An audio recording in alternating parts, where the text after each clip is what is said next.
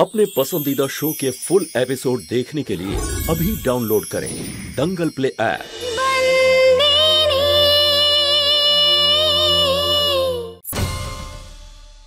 যে কোনো প্রকারে ওই মেয়েটাকে কিন্তু ধরতে হবে মৌলিক, কারণ মেয়েটা যদি হাত থেকে যায় না তাহলে কিন্তু আমরা বিশাল বড় প্রবলেমের মধ্যে পড়ব। কথা দিয়ে দিয়েছি আমি পার্টিকে, এবার যদি শেষ না করতে পারি হাত থেকে তো 10 লাখ টাকা যাবেই, এমনকি পার্টিটাও আমাদের হাত ছাড়া হয়ে যাবে। তুমি চিন্তা করো না সন্দীপ, আমি আমাদের লোকেদের সব বলে দিয়েছি। কিছুক্ষণের মধ্যে কোনো একটা খবর তো নিশ্চয়ই পাওয়া যাবে।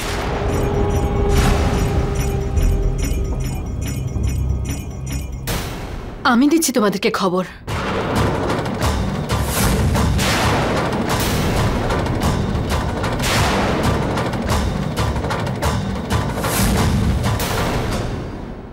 তোমরা কালকে সকালে আর সূর্যের আলো দেখতে পাবে না, কারণ জেলের মধ্যে সূর্যের কিরণ ঢোকে না। কি হলো মৌলিকদা, তুমি তো আমার পায়ের তলার মাটি কেড়ে নিতে চেয়েছিলে তাই না? উল্টে তো দেখছি তোমার পায়ের তলার মাটি সরে গেল। চিন্তা করো না, তোমরা দুজনে মাহিয়া বংশী পরিবারের ওপর যে দাগটা লাগিয়েছো না, কিছুক্ষণের মধ্যেই আমি সেটা মুছে ফেলবো। আর কিছুক্ষণ পরেই তোমাদের মুখ থেকে আমি তোমাদের জঘন্য কাজের মুখোশটা ছিঁড়ে ফেলে দেব। চুপ করো শান্তু, হাঁপিয়ে গেছি আমরা তোমার এই ডায়লগ শুনে শুনে। প্রত্যেকবার আসো, হুমকি দাও, টাইম দাও, দিয়ে চলে যাও তুমি। কাজের কাজ তো কিছু করতে পারো না তুমি। আজ অব্দি কি করেছো যে আজ হঠাৎ রাজকার্য করে ফেলবে? আমি কি করতে পারি সেটা তো সময়ই বলে দেবে। তুমি বললে একটা ঘড়ি দিয়ে দিই, সহজেই সময়টা দেখে নিতে পারবে। ঘড়ির দরকারটা এবার তোমাদের দুজনের হবে, জেলে দিন আর সময়ের হিসেব রাখার জন্যে।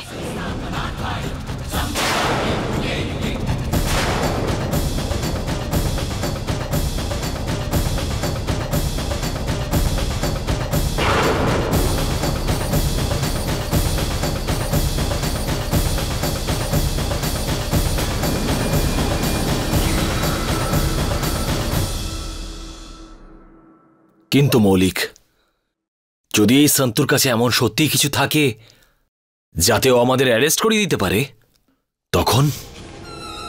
কারণ এই শান্তু কিন্তু খুবই চালাক মহিলা।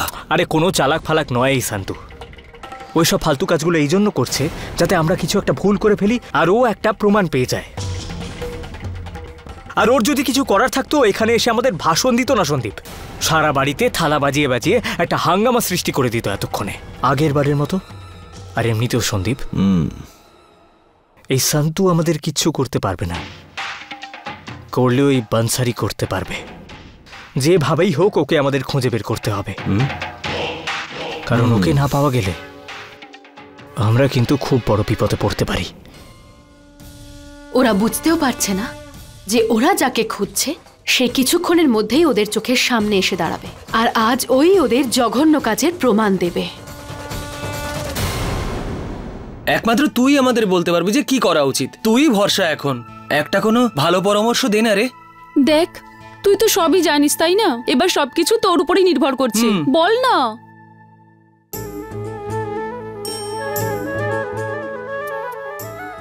দেখবো, ভাববো, সব বাবা হলে কাল পরশু পর্যন্ত আমি জানিয়ে দেব। শোন, এই মাসের 30টা চকলেট আর 12টা মিষ্টির বাক্স আমার তরফ থেকে আলাদা করে তোর জন্য। হ্যাঁ, যদি তোমরা ভেবে থাকো চকলেট আর মিষ্টির ঘুষ দিয়ে আমাকে দিয়ে কিছু করাবে, তাহলে তোমরা ঠিকই ভেবেছো। ওকে, যদি তোমরা চাও বিভা মাসি এই ফাংশনে থাকবে তো কিছু প্ল্যান করতে হবে। একদম ঠিক নন্দিনী, এই জন্যই তো আমি তোর কাছে এসেছি। আরে যেদিন থেকে সূর্য আমাকে বলেছে, আরে এইভাবেই যদি বিভা সবার থেকে দূরে দূরে থাকে তাহলে ওরা সারঙ্গের বিয়েটা কি করে হবে? হ্যাঁ, সেটা তো ঠিক। জানো, একটা কথা আছে, ভালোবাসা জোর করে হয় না, এমনি হয়ে যায়। আর যে কথাটা বলেছে সে বিভা মাসির সাথে নিশ্চয়ই দেখা করেনি। বিভা মাসিকে জোর করে ভালোবাসাতে হবে। কিন্তু কি করে, এটাই ভাবার বিষয়। আরে বাবা, সেই কারণেই তো তোকে আমরা ঘুষটা দিচ্ছি। ঠিক আছে, তোমরা যখন এতই বিপদে পড়েছো, তোমাদেরকে বাঁচিয়ে সমাজসেবা করতেই হবে। Thank you so much. কি করব?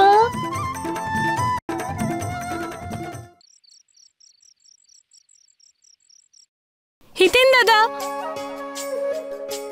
মঙ্গি, কনগ্রাচুলেশন। থ্যাঙ্কস। তুমি দেরি করলে কেন এত মঙ্গি?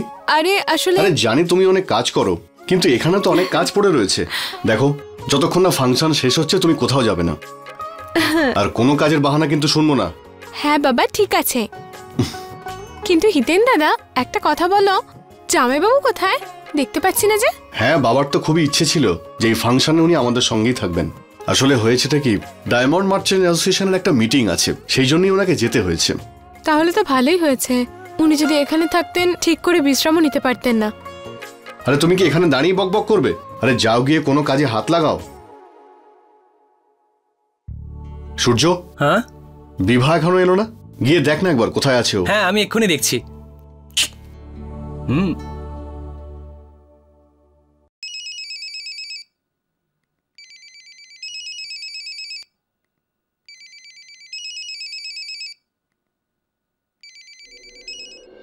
হ্যালো। হ্যাঁ স্যার। প্রজেক্ট তৈরি হয়ে গেছে? হ্যাঁ স্যার, আপনার প্রজেক্ট অলমোস্ট রেডি। কালকে সেকেন্ড হাফের মধ্যে আপনি কনসাইনমেন্ট পেয়ে যাবেন। বিভা ম্যাডাম, এর আগে আপনি তো কখনো কনসাইনমেন্ট ডেলিভারিতে লেট করেননি, কিন্তু এবার কি হলো? না, জাস্ট এমনি। দেখুন, আপনার কাজ হয়ে যাবে। আর আমি একবার চেক করে নিচ্ছি এক্স্যাক্ট ডেলিভারি টাইমটা কি ছিল। আমি আপনাকে বলে দেব। আপনার কনসাইনমেন্ট আপনি অবশ্যই পেয়ে যাবেন। ওকে, থ্যাংক ইউ।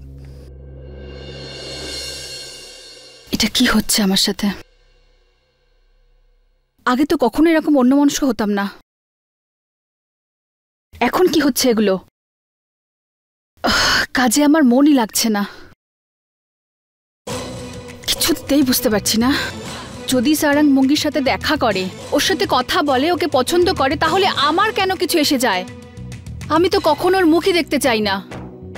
তাতেও যা খুশি করুক না কেন, আমার এরকম কেন হচ্ছে? কেন সারাক্ষণ আমি এটা কেন ভাবি যে হয়তো সারাং এখন মঙ্গির সাথে দেখা করছে, ঘুরতে যাচ্ছে, এখানে যাচ্ছে, ওখানে যাচ্ছে? আমি কেন ভাবছি এগুলো? কেন কেন ভাবছি এগুলো আমি? উফ,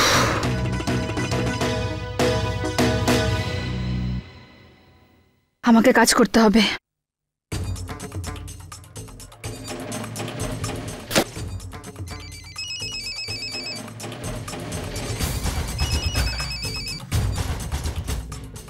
বিভা ম্যাডাম, আপনি কনসাইনমেন্ট চেক করে নিয়েছেন? হ্যাঁ স্যার, আমি চেক করে নিয়েছি। কালকে 12টার মধ্যে আপনার কনসাইনমেন্ট পেয়ে যাবেন। বিভা,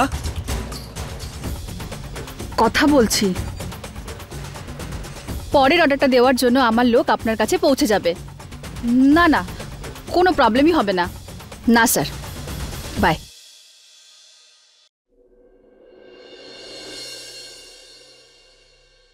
কি এভাবে কি দেখছো? না, তুমি তুমি কি ওই ফাংশনে এই ড্রেসটা পরেই থাকবে? তো কোনো প্রবলেম আছে এতে? না, ওই আমি ভাবছিলাম যে সবাই যখন নতুন ড্রেস পরবে, তাই আমিও ভাবলাম আমি আমার বোনের জন্য নতুন নিয়ে আসি কিছু। তার মানে? এই দেখো মোবাইল। এটা তুই নিয়ে এলি? কি হয়েছে তোর? কিছু না, ওই আমার মনের মধ্যে ভাইতা জেগে উঠেছে। কি বলছিস? যেমন মায়ের যেমন মমতা হয়, তেমন ভাইয়ের ভাইতা।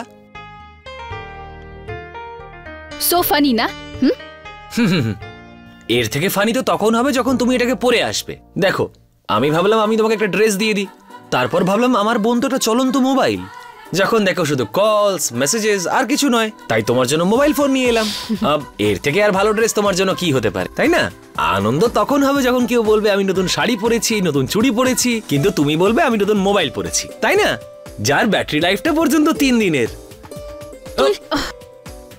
একটা কথা তো আমি বলতে ভুলেই গেছি, এই ফোন নেওয়ার আইডিয়াটা সারাঙ্গের মাথা থেকে বেরিয়েছে। এমনিতেও ছেলেটা স্মার্ট, হ্যান্ডসাম, অ্যাট্রাকটিভ। একবার ভেবে দেখো, ফোনের জায়গায় যদি তোমার জন্য আমি জুয়েলারি নিয়ে আসতাম, কতটা স্টুপিড হতো ব্যাপারটা। তাছাড়া তুমি যদি সারাংকে থ্যাংক ইউ বলতে চাও, ওর নাম্বারটা আমি সেভ করে দিয়েছি ফোনে। সূর্য, ফেলবে না বিভা মাইয়া বংশী, কষ্টের টাকা দিয়ে এনেছি আমি ওটা। হিতেনদার কাছ থেকে টাকা বের করা তো কষ্টেরই কাজ না। তুই গেলি? না, যাচ্ছি যাচ্ছি। সূর্যটাও না।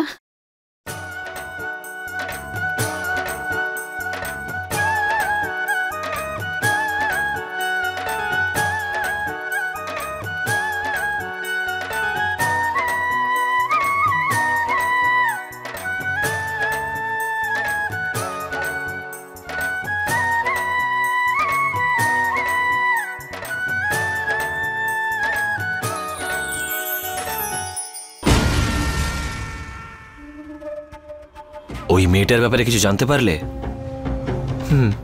আমাদের লোকেরা এখনো খোঁজ করছে, কিন্তু এখনো কিছু জানা যায়নি।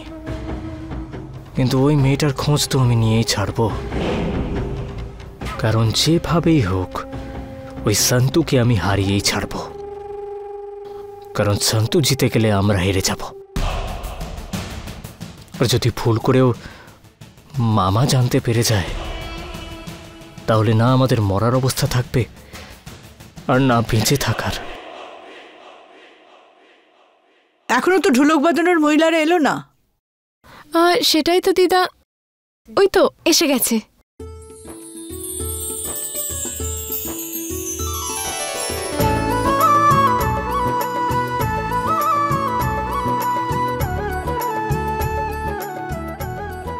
আপনারা এখানে বসুন।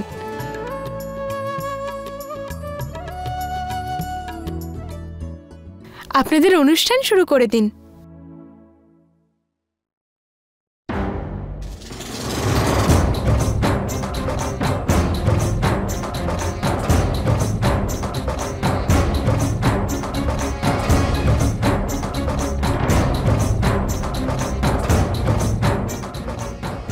ভাসুরি, ভালো হয়েছে তুমি চলে এসেছো।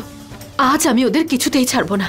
কিন্তু দিদি, এখন আমরা যা কিছু করছি ঠিক করছি তো? তুমি একটুও ভয় পেও না, আমরা যা করছি একদম ঠিক করছি। এখন সময়ও ভালো আর সুযোগও আছে। অনুষ্ঠান শেষ করে যখন বাড়ির সবাই এক জায়গায় এসে জমা হবে, তখন আমরা সন্দীপদা আর মৌলিকদার সত্যিটা সবার সামনে আনবো। আর তার জন্য আমার তোমাকে দরকার হবে। এত লোককে একসাথে হয়তো ভবিষ্যতে আমরা এরকম সুযোগ আর পাবো না।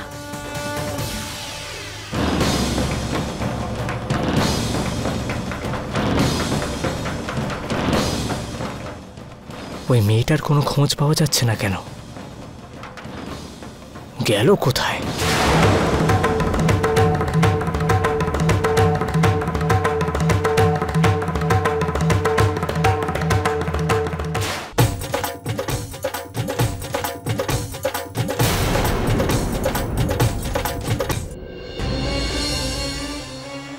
সন্দীপ, আমাদের লোকেরা তো বাইরে ওই মেয়েটাকে খুঁজে বেড়াচ্ছে।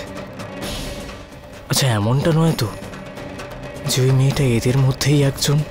না না, পাগল হয়ে গেছো নাকি? ওই মেয়েটার মধ্যে এত সাহস নেই যে ও বাড়িতে ঢুকে আসবে। It's impossible. তুমি শুধু তোমার লোকেদের বলে দাও যেন ওরা সবসময় অ্যালার্ট থাকে।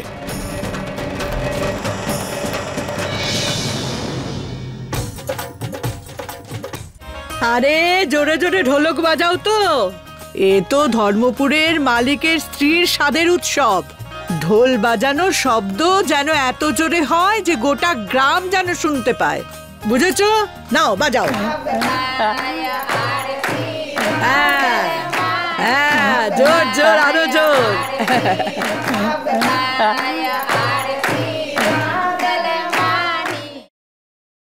পুরোহিত মশাই, এই নিন পুজোর থালা।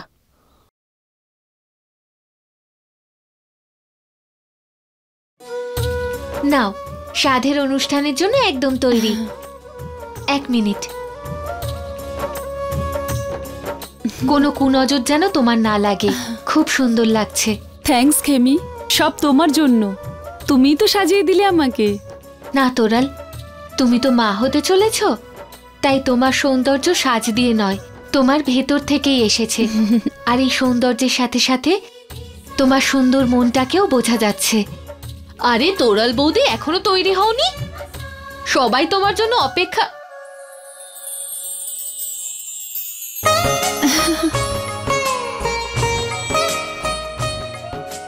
Look at you, looking so pretty. Thank you. আমার নিজের সাধের কথা মনে পড়ে যাচ্ছে। আচ্ছা চলো চলো নিচে যাওয়া যাক, সবাই ডাকছে। চলো। দাঁড়ান। Sorry for the interruption. Ladies and gentleman, অপেক্ষার অবসান হচ্ছে। The lady of the function, যার জন্য আজকে আমরা এখানে উপস্থিত হয়েছি, তিনি আর কিছুক্ষণের মধ্যে আসতে চলেছেন। আমরা সবাই মিলে হাততালি দিয়ে আমাদের মিষ্টি তোরাল বৌদিকে স্বাগত জানাবো। ইয়ে!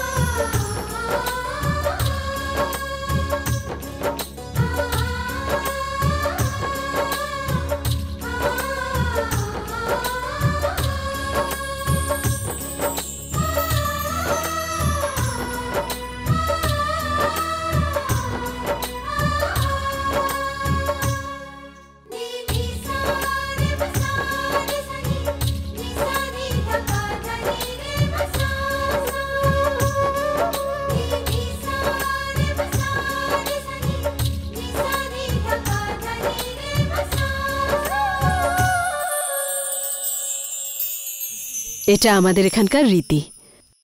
যার সাধের অনুষ্ঠান হয় সে মাটিতে পা রাখে না।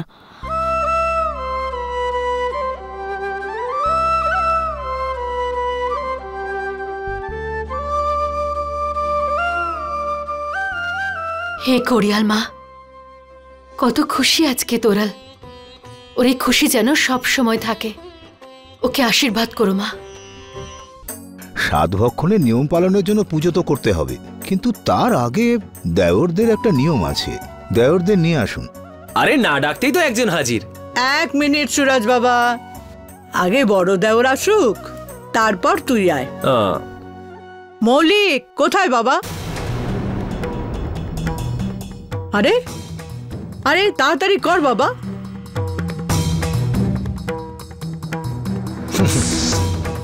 চল বস।